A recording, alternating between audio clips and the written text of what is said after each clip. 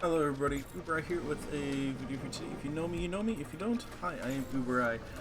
So I tend to do streams most nights, as well as try and make some videos every once in a while. Uh, Today we have a review of Let Them Come Onslaught. Uh, it's a new game. It's pretty cool. Some of the major things that I really liked about it is I like the way that they kind of did the tech tree, the upgrades. So usually in roguelikes, you just kind of instantly unlock them as soon as you're able to. These ones have achievements locked behind them, so you can't just continue to unlock everything. You have to have played the game to unlock it. So there's no real way to kind of exploit any kind of credits or experience or anything else like that. Instead, you have to go and do the achievements and get them. Same thing with the weapons. The weapons slowly unlock. I've seen that in quite a few roguelikes as of recently. So I thought that was still a really nice feature to have. Here we have the achievements, showing you it tells you what you need to get the achievement. It doesn't tell you what you get from it. You can kind of infer what you get from it though. And then they do have only two characters currently. You got the soldier, who's kind of like the main damage absorber, and then you have Psychic, who's more of the damage dealer, slash easier pickup type of character. Soldier has a dash, while Psychic has an instant kill, which is actually kind of cool. You'll see it quite a bit here when I get into the game. So I ended up getting this game through Dare Drop. So we ended up streaming it. We ended up doing a bunch of the dares on stream, which is actually really fun. One of the dares that we ended up having was to have Twitch chat kind of pick and choose which upgrades we went with, and we just kind of did polls. I had a moderator make a poll every time we leveled up, which was quite often, but I thought that was a really cool idea, and I've seen that in a few different roguelikes, and I would really love to see that in this. This was a pretty fun roguelike for me. I'm a person that loves playing roguelike. I like playing all different types of games, but roguelikes tend to have a pretty big spot in my heart here when it comes to games.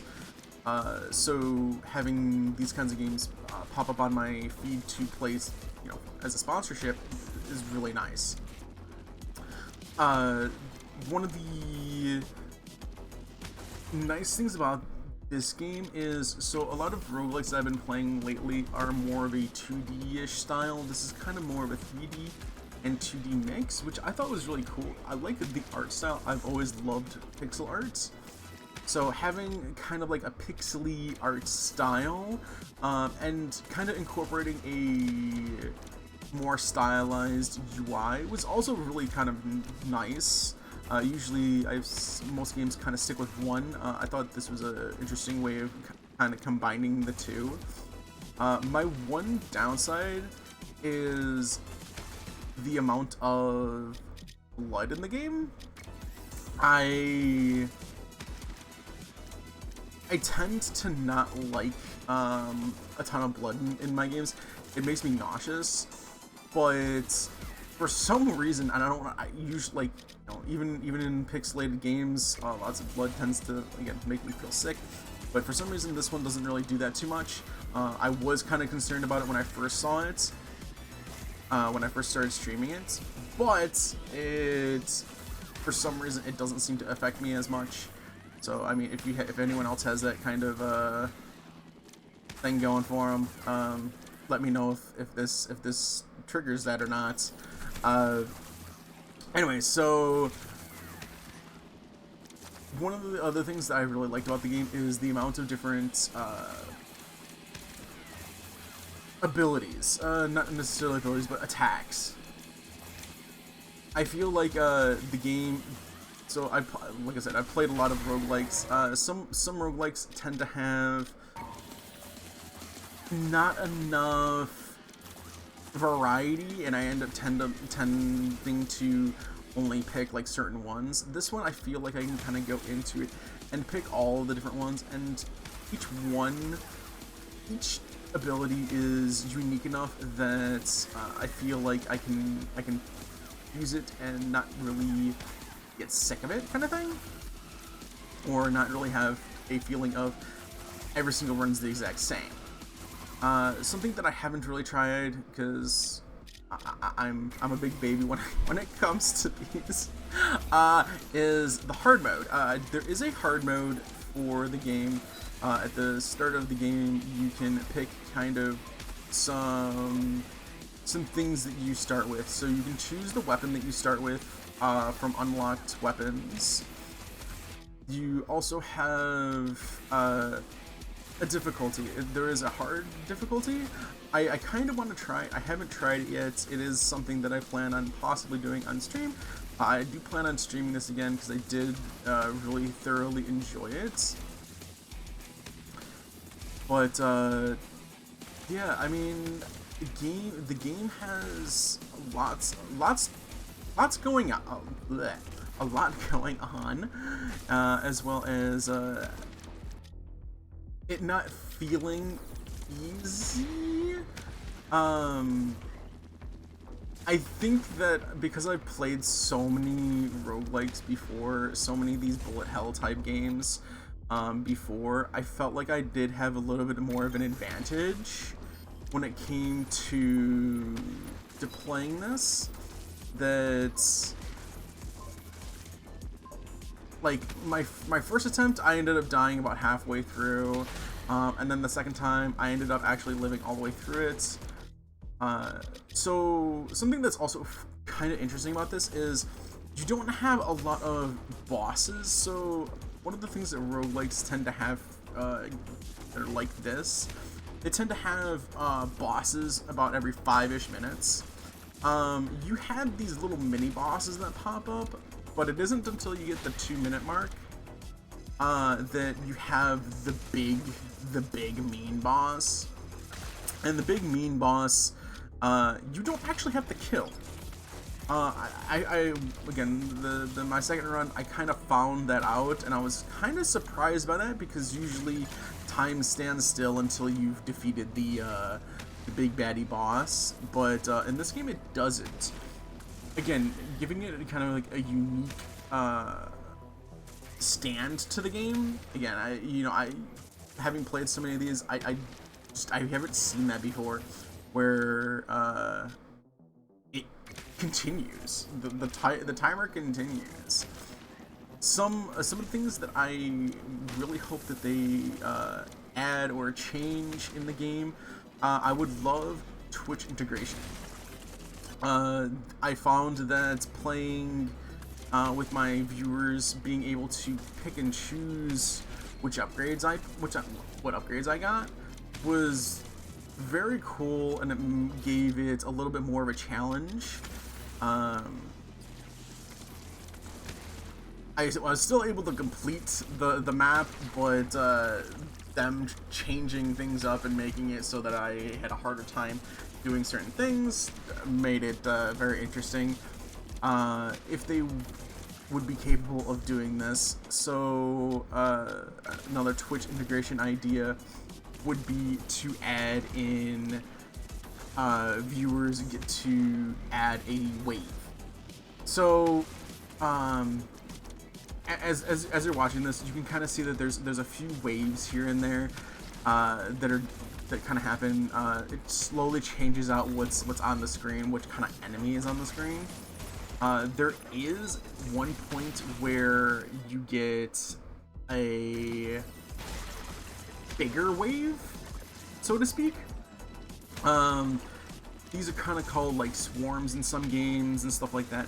But basically, what it is a bunch of first tier enemies, like really weak enemies, swarm the screen. Like, they're everywhere. There's a ton of them. They they don't do a lot of damage, and the point of them is to kind of overwhelm your character. Which again is a pretty cool idea. I would love to have that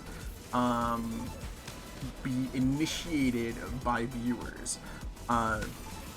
They can set it as a vote or something like that.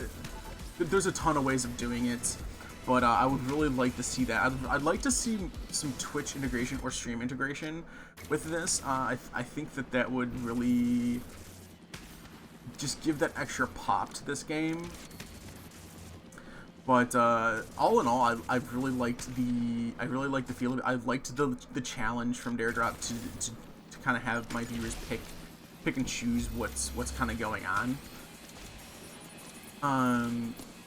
Something else that I would kind of like to see in the game is obviously more characters. I feel like the two characters that they do have are pretty well. Here you go. This is the Swarm.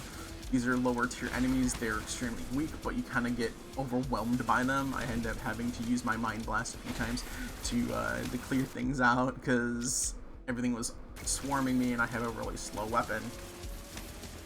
Oh, something else that I thought was interesting about this one is, so everything is pretty much auto shoots.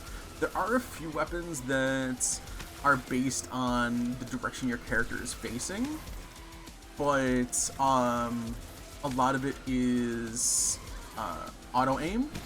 Now,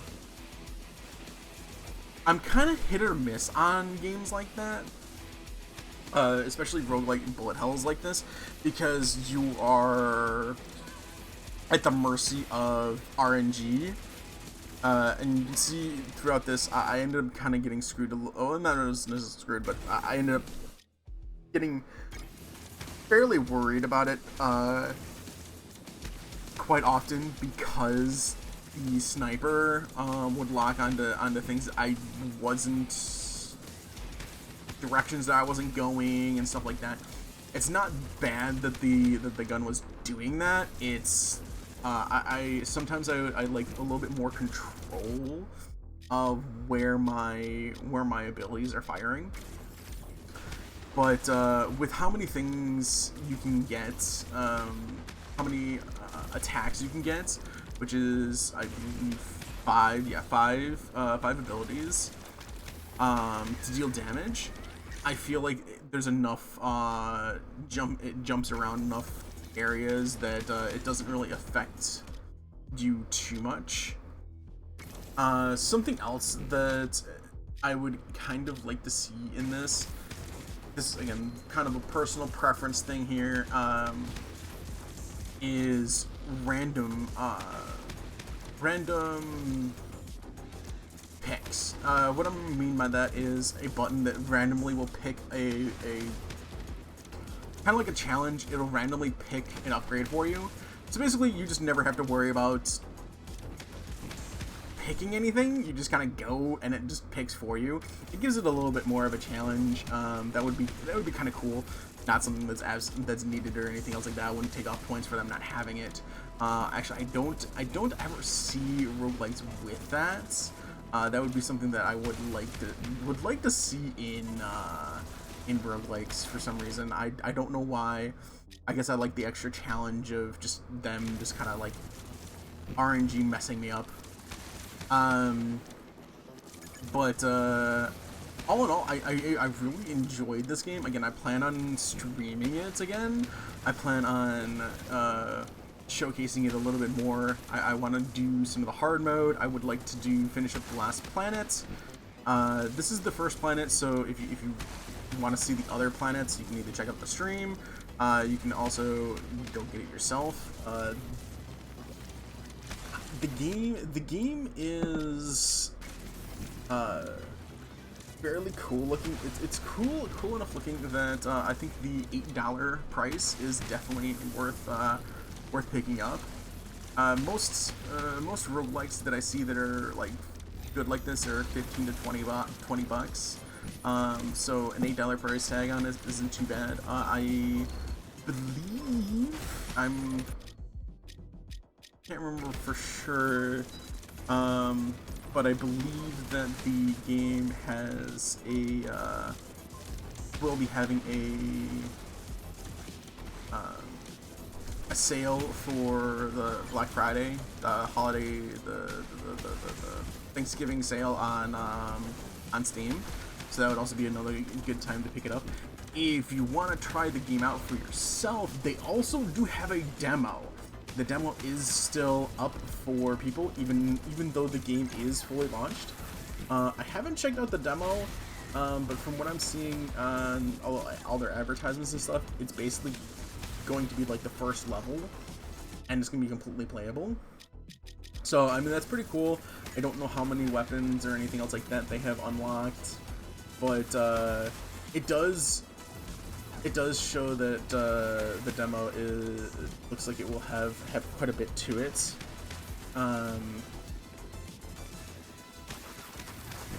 The different variations of enemies is also kind of nice. Each planet kind of has their own set of enemies, and there are some reused assets, obviously, but it feels different in every single one. Something else that I kind of thought was really interesting is the different events. So in some roguelikes, you have specific events to go and find and do, and that's just, you know, these are the missions. Here are your missions. Go do mission. This one, instead of doing it like that, it has kind of timers, and it starts random events. Now, I haven't seen too many different types of random events. It tends to be go to this location, stand on this point, and get things. Again, it's pretty cool. It's easy to do, but I haven't really seen too many games like that do that. Instead, again, what they do is they kind of say, okay, this is on the map, go find it, go do it, that kind of thing. And you can see it here. I have to go defend a system. Each one kind of gives something a little bit different. One of them is to go pick up like a blueprint, and it gives you a blueprint for your tech tree. Again, it's a very, very cool concept, very cool idea. I really enjoyed the different aspects of what you can do in this, compared to some of the other roguelikes that I've played in the past.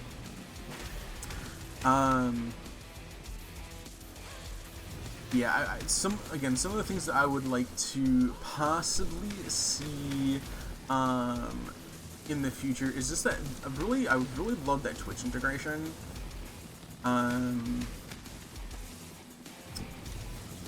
Now, something else that I'm sitting here watching it as I'm talking. Some of the things that I noticed or remember is sometimes it's hard for me to understand where my things are. Again, it's a bullet hell. There's a lot of stuff going on the screen, and that's very typical of roguelikes. But one of the things that makes it hard for me to differentiate between allied abilities and enemy abilities is the colors. So the colors on some of the enemies' attacks are green/yellow, and when I first started playing the game, it was really hard for me to mentally notice the differences, because normally when I see like greens, it usually means good or allied. Same thing with like blue, red, yellows, purples. Those tend to trigger me into saying, okay, this is probably an enemy thing. And I ended up kind of running into the AoE or bullets that enemies were firing. Not only that, but the fact that the enemies are outlined in green or yellow kind of like make me go a little like haywire. um, I feel like the different colors, I think they needed to kind of stick with a theme. Like there's the red drop down thing that's very obvious as to it's red, it's going to be bad. The lightning is purple and red, so again it's like that usually triggers me to say, okay, something's bad's happening. Once you, for me, once I got kind of the understanding of what things were, I don't have as much of an issue, but it did take me a little bit to kind of get that through my head. Is, you know, red doesn't necessarily mean bad in this game.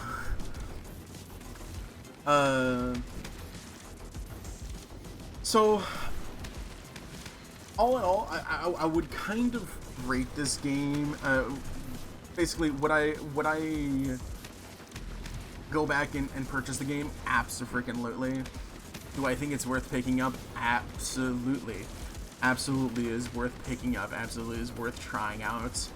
I would definitely give this game probably, I would say a 9 to a 9.5, somewhere in between there, of a game. Most of the criticisms that I had of the game were more of a personal preference, and not something that would be game breaking or need to be in the game. And again, most of the things that I did see in the game that were a little weird or awkward, I ended up getting past the awkwardness pretty quickly. But yeah, so right here we have the boss. Again, very easy to tell it as a boss. Big, red. It was pretty easy to figure it out. Now, earlier I ended up talking about how the boss, you don't actually have to kill it. So the timer up at the top there, as long as that hits 0, you technically clear the level. And not only does it clear the level, but you are able actually to go on to the next level by simply clearing the levels. So you never actually have to beat the bosses, so if you're just really good at evading, you can probably get through the game pretty quickly. But if you wanted to start getting the bosses down and stuff, it does take a little bit. I don't think I've beaten the second boss yet myself, but I feel like, yeah, I was pretty close the last time I tried it, which was the first time I tried it. Anyways, I will let you guys finish up watching the boss here. Thank you everyone that has watched this video. Please make sure to like, comment, subscribe. This is one of my longer videos. I hope you enjoyed it. I know I enjoyed making the game, or making the video here. So I do hope that you guys end up liking this. I plan on doing some more of these for other games that I'm sponsored by. It's really nice to see some of the newer games that are coming out that are indie. Anyways, thank you everyone for watching. Steady stuff, thinking things, the biggest thing, goodbye, and as always, guys and gals, make all of your hits.